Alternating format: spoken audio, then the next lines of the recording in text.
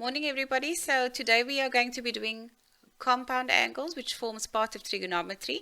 So let's look at the compound angle formula.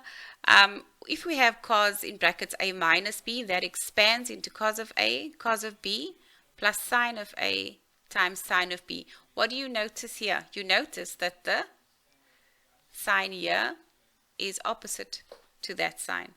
Okay, cos of a plus b is cos a cos b minus sine a sine b. Sine of a minus b is sine a cos b. We forgot to fold that in. Cos a sine b. Sine of a plus b is equal to sine of a cos of b plus cos of a sine of b. What do you notice here? In the sine expansion, we keep the sign. Okay? Okay, so let's look at our first example. When we have cos of x plus y, that expands into cos of x, cos of y, minus, remember we spoke about the opposite sign, sine of x, sine of y. That's fairly simple. But let's look at example 2. When we have the sine of 3 theta plus 45 degrees, what we now need to do is to expand that. So the one thing we know about the sine compound angle is that it expands into sine cos, cos sine, and we keep the sine. For cos, it's cos cos, sine sine, change sine. Okay? So for sine, it's sine cos, cos sine, keep sine. Okay, so let's break that up. That gives us sine of 3 theta times cos of 45 plus cos of 3 theta times sine of 45. And that will give me sine of 3 theta. Cos of 45 you should remember from special triangles. So that's square root 2 over 2 plus cos of 3 theta. That's square root 2 over 2 as well. And what does that give me? We take out the square root 2 over 2 as a common factor. That leaves me with sine 3 theta plus cos 3 theta. And we know we need to simplify that further. So let's do that on the next page. And that gives me square root 2 in brackets sine 3 theta plus cos 3 theta over 2. Okay. Now in our third example, we have some numerical reduction that needs to take place. So this means that we'll need our cos diagram.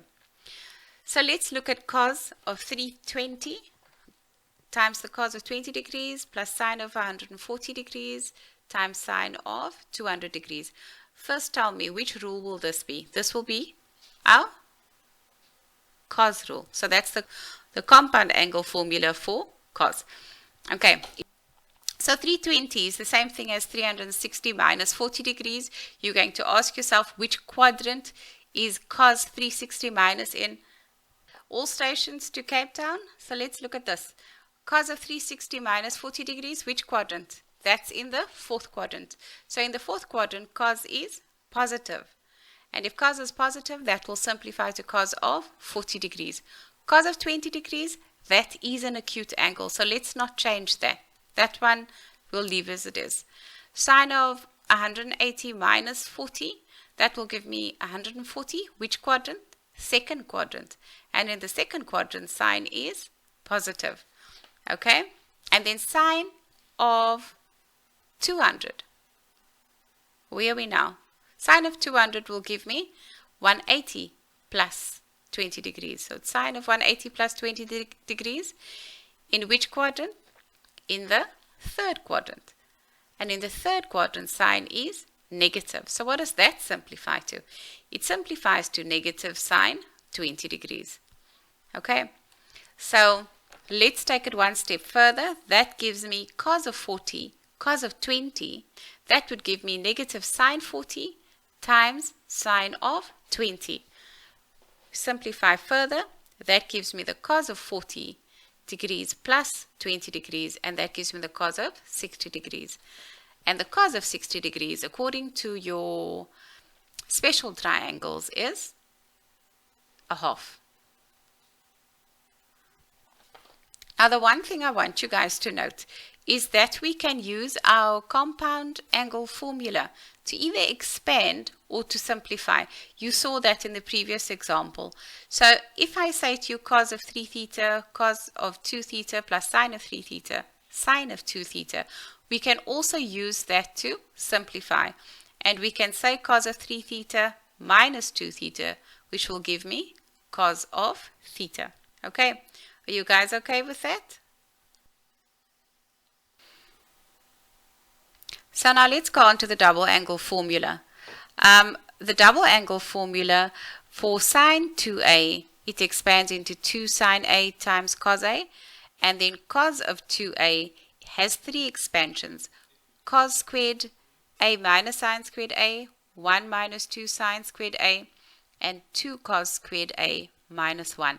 Those are the 3 identities that could possibly be used for cos of 2a. You need to remember that, okay? It will help you rather than waiting to look for it in the formula sheet. Okay, rather memorize it. Even with your compound angle formulas, memorize your formulas, okay? Okay, so let's look at our first example. Now, if you've memorized those formula, okay, you should have done them already.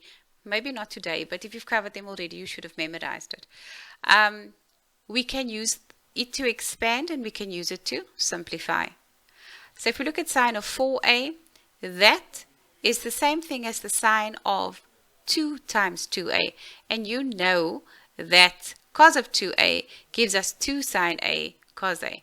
But our angle in this case is 2a. So that means it's going to give us 2 sine 2a cos a. Okay. Let's look at your second example. Now this one is very important. Why? Because oftentimes we get these types of examples and we're not quite sure what to do. Okay. Sine of a. You're going to say to me, but how is that double angle? Is that double angle? Well, if we split it up and we write it like this, sine of 2 times a over 2. Okay? Then, yes, we can write it as a double angle.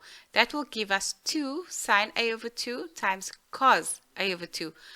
This is a tricky one, but I'd want you to put this in your knowledge bank for application at a later stage, because they do tend to ask questions like these. And then you need to know, just because there isn't a 2 or a 4 in front there, you need to know how to split that angle, okay, into half an angle. Do you guys understand that? Let's look at example 3. With example 3, we've got 2 sine 22, 5 times cos of 22, 5. Now, you know that's an identity. That is 2 sine a, well, that's sine of 2a, sorry.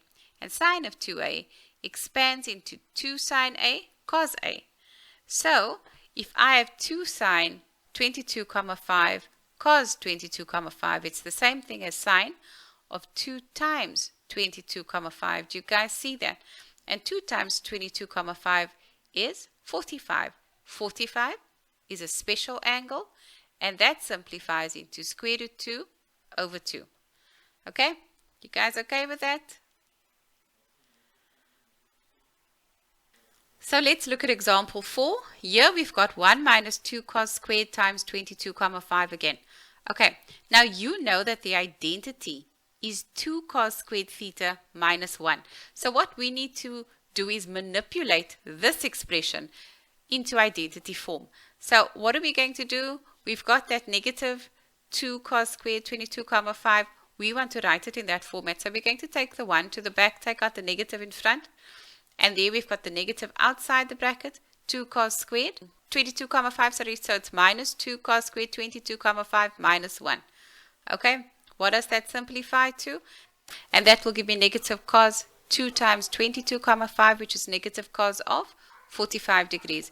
Again, you guys know that that's special angle, so that will give me negative 1 over square root 2, which is the same thing as negative square root 2 over 2.